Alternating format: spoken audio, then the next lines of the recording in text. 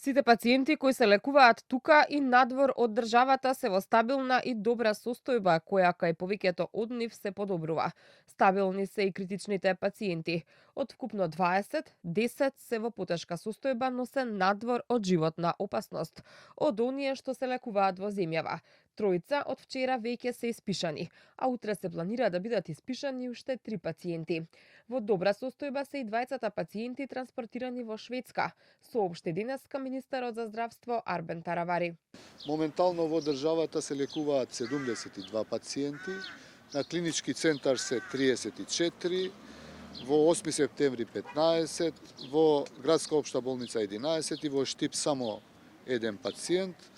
По приватните болници се во Систина 7 и по Жан Митрев 4 пациенти, значи вкупно 72. Надвор од државата се 101 пациент.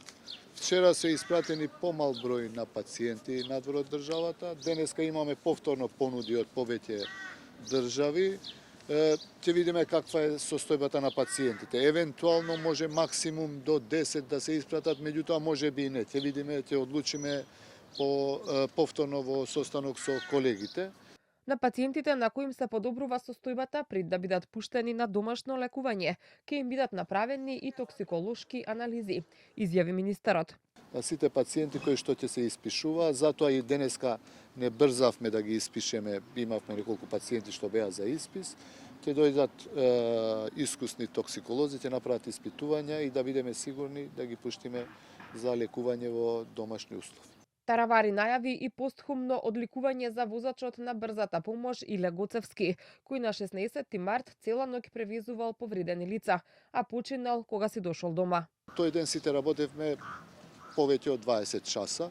Ја немам информација шоферот колку часови работел, меѓутоа дека е направил огромна работа за превоз на пациентите, тоа е неспорно. Јас планирам како Министерство за здравство постхумано неговото семејство да го викнам и да го одликуваме. Наскоро на веб страната на Министерството за здравство ќе бидат објавени имињата на сите болници каде што се лекуваат повредените.